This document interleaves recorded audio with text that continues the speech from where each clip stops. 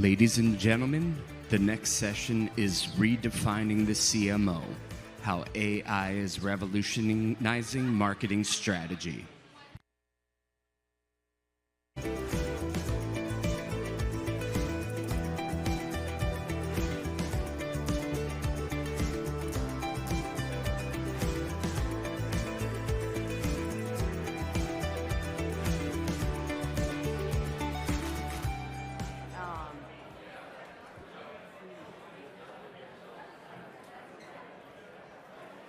Hello.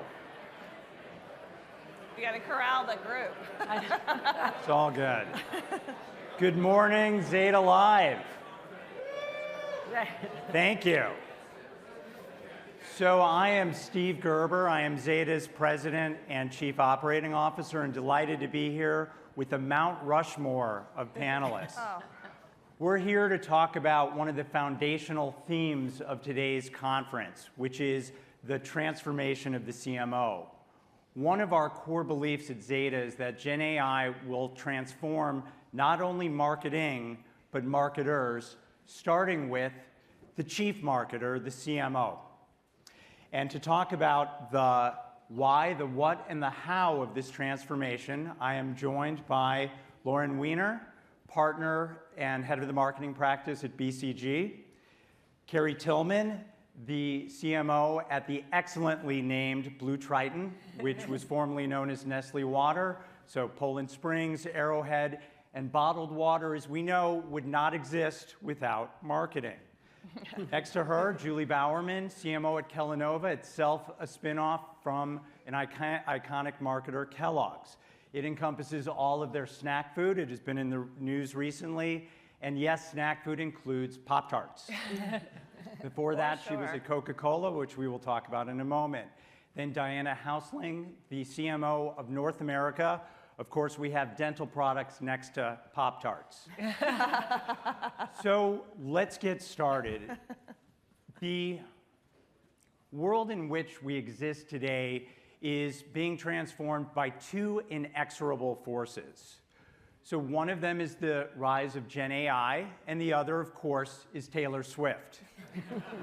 But we believe that there's a third generational force that is emerging, and that's what we're going to talk about, and it's the rise of what we call the modern CMO.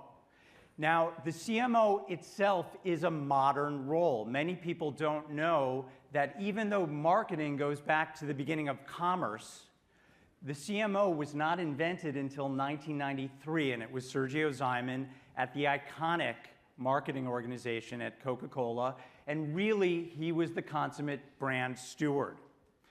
Marketing was first disrupted by the rise of digital, particularly as Meta and Google and later Amazon came into play, where the CMO was the digital navigator. We are once again at the precipice of great technology change. We are entering a new era, and we believe the CMO today is at a crossroads.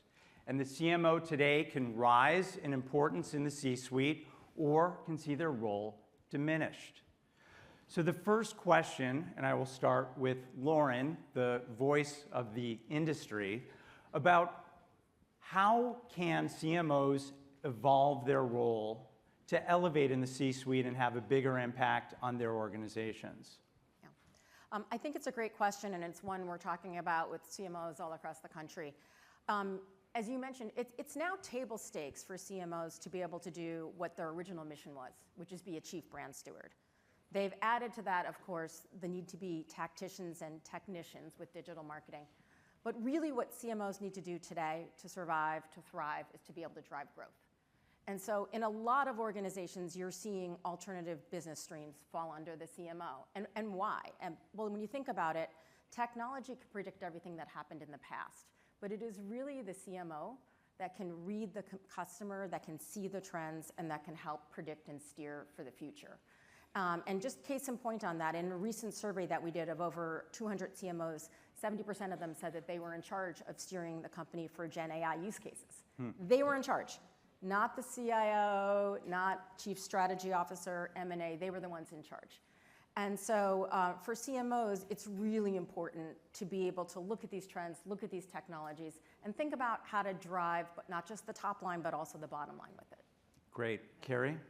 It's interesting because as we think about the journey we've been on, if you think about the errors that we've gone through, how CMOs leverage data has always been critical, right? You didn't have the marketing mix analysis early on, and it was rudimentary, and then you have more data. And once you add data to that, it's your ability to take that data and make decisions based on the data that really helps.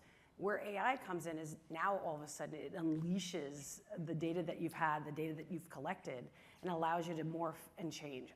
If you don't understand how to use the data, and if you don't stay on top of it, you're not able to use it, you're not able to drive growth. Incredibly important for the modern CMO. Julie?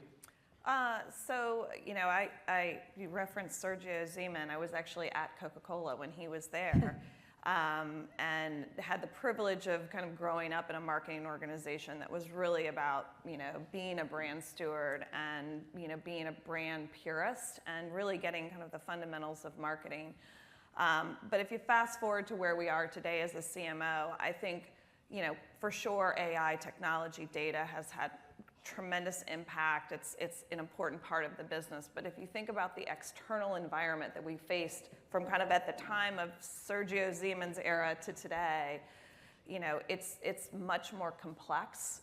Our categories, particularly snacking, but I suspect that my peers would say the same about their categories, is highly fragmented, highly competitive, much more harder to compete, the way consumers shop, the pressures of our retailers between building omni-channel capabilities.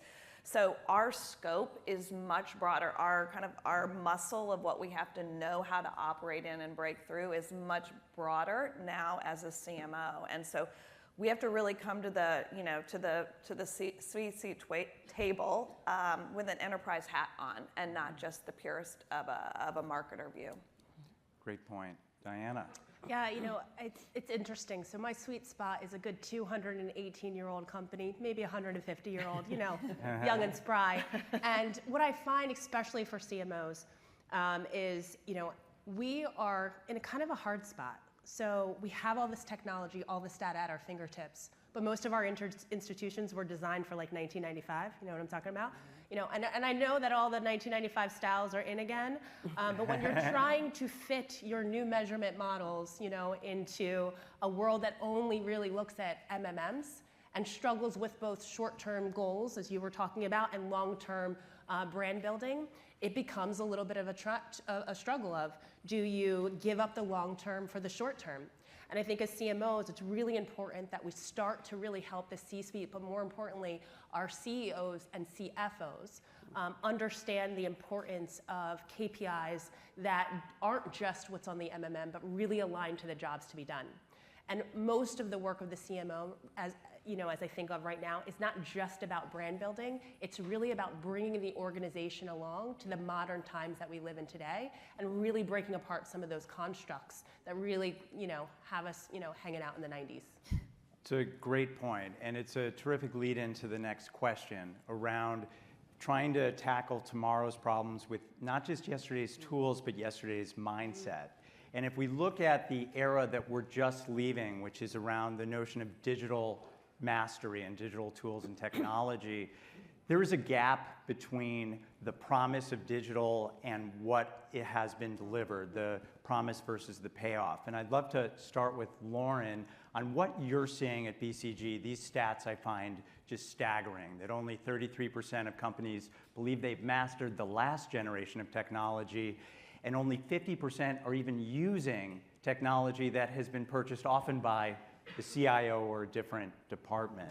Yeah, I'm not surprised at all by these stats. What we're seeing is that when companies are looking at solving tech problems, they're looking at data and tech, and they're forgetting about the main piece of it, which is getting human beings to do things differently. Mm-hmm. Our framework on this one is if you really want to drive massive transformation, 10% of it is the data, having your data in the cloud in models that you can activate on. 20% of it is the tech. And what we find is a lot of companies have too much tech, but they don't know how to stitch it together with the data.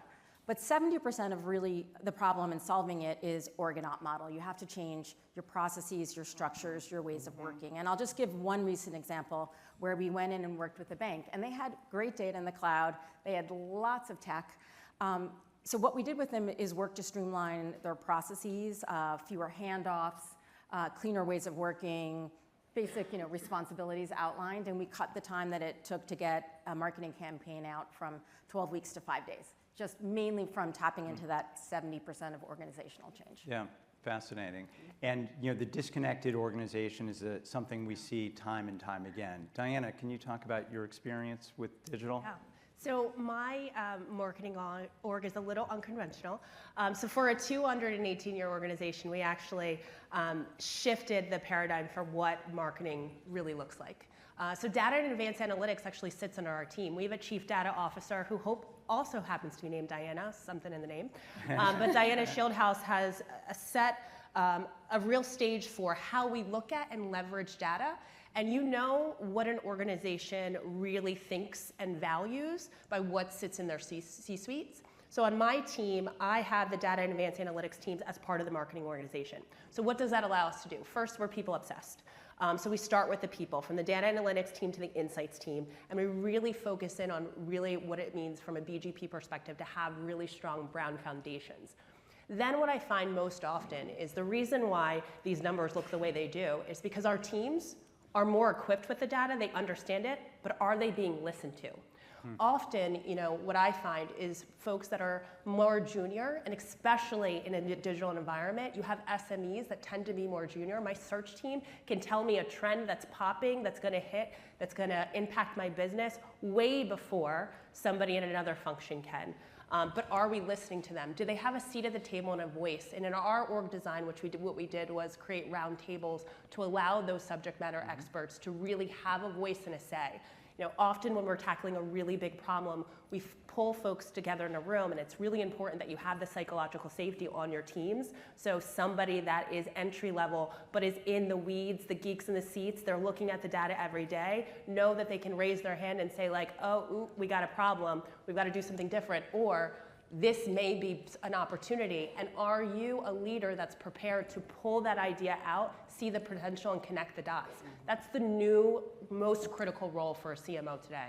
Absolutely. Connecting the dots can be a game changer. And what we're seeing, and I think it's the output here, is the notion of the disconnected organization and the disconnected tech stack.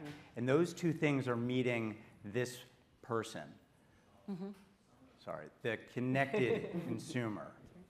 And the connected consumer is always on, and they're filtering, they're sharing, they're shopping, but more than anything, they're ignoring marketing as we know it. Yeah.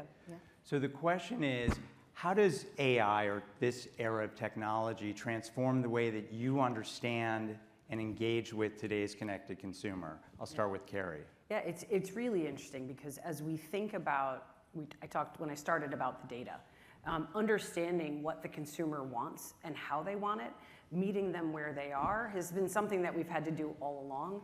The thing is now we have so much more data in order to do it. So I think what allows us to really understand what's going on is to have the different people in the organization that you were talking a little bit earlier. Yeah. We have to be trained, right? So we have to rethink what does it mean to be a marketer and what does it mean to be a brand manager, and merge those two things together and make sure that we are training our people to understand where AI is going, where information is going, to be able to use it to understand where our consumer is going. Part of our business we have is delivery. So we have a water delivery service. They deliver the 3 gallons case pack, right? You can get whatever you want. And if you have, I'm a customer. Very good. And you were a customer before this, right? Yes. Yeah. But understanding why someone is buying the product, what are they buying along with their 5 gallon, and are they also shopping at the grocery store at the same time buying something else? So I think that the AI allows us to do much better understand what someone is going to do and be predictive about it, and it allows us to change the way we're going to market to them. Absolutely, and comes back to the notion of the single view of the consumer there. Julie?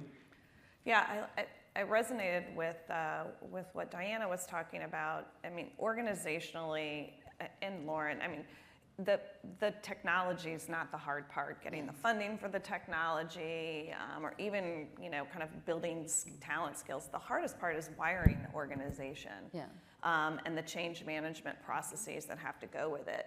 And data and analytics, which usually has historically sat outside of marketing, is now also a part of how we organize. And it's because we realize how important, there's so many disparate data sources that have to come together to understand this consumer so precisely in a way that we didn't know before. I mean, we used to have, if you think about it historically, you'd have broad 18 to 49 media targets, and that was successful. Our measurement models prove that time and time again. That's no longer the case. And so the hardest part really, and I'd say the biggest work that I've done kind of as a CMO, is organizationally pulling that together and really getting into the details of the process and the way that we work and the questions that we're asking is really where the heavy lift is. I think that's such the journey of the modern CMO. And we talk about the connected consumer being one of the key drivers here. The other really is the rise of Gen AI, which we believe represents a new era of computing. And it builds on what came from it. So AI overall includes deep learning and machine learning, predictive AI, and then Gen AI. And what we believe is that we've gone from science fiction to boardroom conviction that this is an area of investment. We also believe that there are two killer apps for Gen AI, and those are homework and marketing. And so marketing really is at the front lines of the AI revolution. It often has a seat at the table. Sometimes it's at the head of the table, but that's not always the case. And Lauren, why don't we start with you to talk about this notion of the CMO influence in the AI-powered future? Because there are studies that show that AI can be a growth catalyst. I believe that this is not a hallucination from ChatGPT, but the study may have been sponsored by NVIDIA. But even more importantly is that CMOs are not always have a seat at the table, but when they do, those companies are growing 30% faster than others. So I'd like to take it to start with you, Lauren, of what are you seeing in the involvement of CMOs in tech decision-making today, but even more importantly, what are some of the best practices for the modern CMO to work with the CIO and a CFO who still have outsized influence on technology decisions? Yeah, I mean, from a sort of if you're going to look at an organization and say, what are the best swim lanes and what are the best practices, I would say the CMO is really responsible for defining the use cases. Yes, collaborating with the head of product, but what are the business use cases? Because very often we see that there are organizations where the CIO is letting 1,000 flowers bloom with Gen AI experiments and nothing's getting to scale. And so as the voice of the customer, the CMO's got to really prioritize what they're going to do. And then the CIO needs to figure out how to build that, and the CFO's got to fund it. So that's like the sort of highest level one. Where have we seen it work really well? We've seen it work really well when the combination of what you're talking about with the old school traditional, I can't believe we're saying AI is traditional, but when the foundation for AI is there and it's combined with Gen AI, and it's combined with the use case that matters the most. And so I'll give one example. Personalization has never been more important. The more that you try to break through with the customer, the more it has to be relevant to them. In our surveys, 70 to 90% of consumers say if messages aren't personalized to them, they're not relevant, they're going to tune it out. So that is a fundamental job of the CMO to make that at scale. And we worked with an airline on this one, and they were able to basically augment their content creation pace 40x using the combination of Gen AI on a really solid AI foundation to be able to increase how they could tailor to customers across segments, geographies, with 6 to 9% in revenue growth from that kind of personalization. So the CMO who can take that use case, do a business plan on it, get the tech plan aligned with it with the CIO, and get it funded with the CFO, that's gold. Amazing. And if that's gold, most are playing in silver or bronze or below. And Julie, you've been on quite a journey as part of the spinoff. You've been rebuilding a tech stack for tomorrow. Can you talk about how you've been partnering with your CIO and CFO and CEO to build this next generation platform? Yeah, for sure. So I think, what Lauren said around my role is defining use cases. The CIO in our organization owns kind of the technology infrastructure and the resourcing that maintains it and builds it. And our CFO is the gatekeeper of our investment decisions. And so as I define those use cases, what I have to do is make sure, particularly with the CFO, I'm explaining to him kind of what the value of these use cases are going to deliver in our business. And so I have to come with facts, again, kind of an enterprise hat on. If you think about kind of historically, our P&Ls have been built from MMM models that say, you kind of invest this way, you get this, and we put it into our financial algorithm. As you get into, more precision, more audience definition, content optimization using AI, those capabilities and those use cases aren't fully proven. We don't have the longevity of data. And so we have to come with, facts and data to convince them that the scale and the impact of the business is going to be as great or greater with this investment. And so that's a huge part of the relationship with these roles. Great. And as the evolution of AI into Gen AI has hit many value drivers of the business, and the way that we think about it at Zeta is there's 3 different buckets. There's productivity, which is really around efficiency, personalization, which maps to effectiveness, and then prescience, which is a smart way of saying predictability. We switched it so our tech guys were happy about it. But the notion of prescience is really understanding about the customer and also what they're going to do next, but also delivering outcomes at scale. So things like MMM sort of are built upon. In the AI power agents we've done, there's been a lot more work to date around productivity. I want to talk about personalization, though. Lauren touched on it, and personalization seems to be uniquely suited for Gen AI, and it is an incredibly high leverage strategy to master. This is actually from our friends at BCG, where you see that personalization leaders are growing exponentially greater than personalization laggards. This equation over time fundamentally transforms market share within very competitive industries. I'll start again with Lauren, since this is your study, and then we'll talk to the other CMO practitioners. Lauren. I think personalization is a buzzword that's been around for a while. And a lot of what people are doing, companies are doing that we're seeing that they're calling personalization is really segmentation.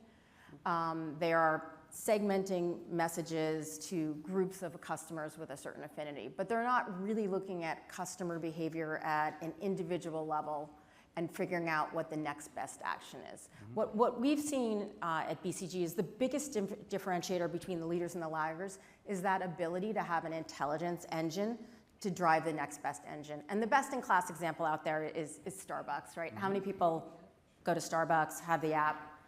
Your journey at Starbucks, if you pick out your phone, is going to be different than my journey. So what they do at Starbucks is if you go there every morning and you get coffee, your journey and the offers you're going to get are around maybe getting breakfast food with your coffee. Whereas Diana, you already getting your breakfast there, but they've never seen you there like past noon. So you're going to get an offer that's going to encourage you to go in at 2 o'clock. Yeah. And you buy your coffee all the time, but they see that sometimes maybe your kids also might be in there because there might be some kind of a frappuccino. So they're going to give you an incentive for cake pops. So that's really personalization on an individual basis, using a giant library of content. What is the next best action for each person? Always comes back to relevance. So let's talk to the practitioners. So Diana, where is Colgate, a 215-year... 18 years, of course, on the personalization curve, and what investments are you making to either become a leader or extend your leadership? Yeah, so I have the privilege of working at the #1 brand in the planet, #1 penetrated brand in the planet. And that's not a low-key brag, it's just facts. And you know, if you think about that, everybody has a mouth, but we also have awesome brands like Fabuloso and Irish Spring and Hill's Pet and Elta MD. I always get the ladies with the Elta MD. And what that allows us to do is not just focus on our consumer relationship, but also a lot of the practitioners. So we work with dentist office, we work with estheticians, veterinarians. And so if you think about personalization, it's personalization one-to-one to consumers, but also to the practitioners that they're going to get the recommendations and things like that. So we have a very robust CRM and 1P data strategy. And that allows us to build, and we shift when we talk about our D2C and CRM, we talk about relationships as opposed to connections, because we're building a one-to-one relationship similar to what you talked about. So our perks program, the way we talk to consumers, and we're leveraging all of that data to feed into our larger strategies. So now how do you scale that? Because that's the big question for every CPG. Because you know, if you think about our budgets, and I'm in the middle of budget season, so wish me luck. If you think about that, you know, we don't always have the budgets to have that one-to-one relationship with everyone. So it's really around how do you harness the data, the insights, and the information that you get from that 1P data, or you know, those one connections, and then translate that into your larger media mix strategies and plans. Either leveraging the data that's actually actionable and really concise, or really leveraging that data to help build your tribes. You know, there's a book, For the Culture, that Marcus Collins has written, and he came and did a talk to my team. And really what he talks about is we tend to lean on, you know, those common denominators of how we group people. You know, race, all of these different things, assuming that those constructs actually identify a person or an identity. But what you actually find when you look in the data, you find nuances and connection points like gamers, Pelotoners, all these different connections that create communities. And then you can leverage that insight and the information to start talking to people in a one-to-one type of relationship because of the fact that you have the data and are able to do it. So it really is a balance of how do you make those one-to-one connections, and then how do you harness the data and harmonize it so then you can feed it into your large-scale marketing programs. Excellent. I think the point around first-party data becoming an asset of the enterprise is a great one. It's also the cornerstone, harnessing the value of first-party data of the modern CMO. So let's conclude with the rise of the modern CMO, from yesterday of the chief brand builder to tomorrow, which we see as the chief growth driver and really a catalyst for transformation, not just of marketing, but at companies themselves. So we will go through the panel again as we close this out. If you could say succinctly in a phrase or a sentence or a paragraph, what really is required? What's the single most important objective for the modern CMO to elevate to chief growth driver? I'll start with Kheri. Yeah. It would be great if there was a single most. I think we've talked about the complexity that CMOs face today, and how do you take in the data? How do you evolve your organization and your company to be able to have the first party data? We've brought in a loyalty program. How do you make sure that you're positioning yourself in order to have the data that you need to make the decisions that you need to drive the business forward? We're uniquely focused because we're private equity owned.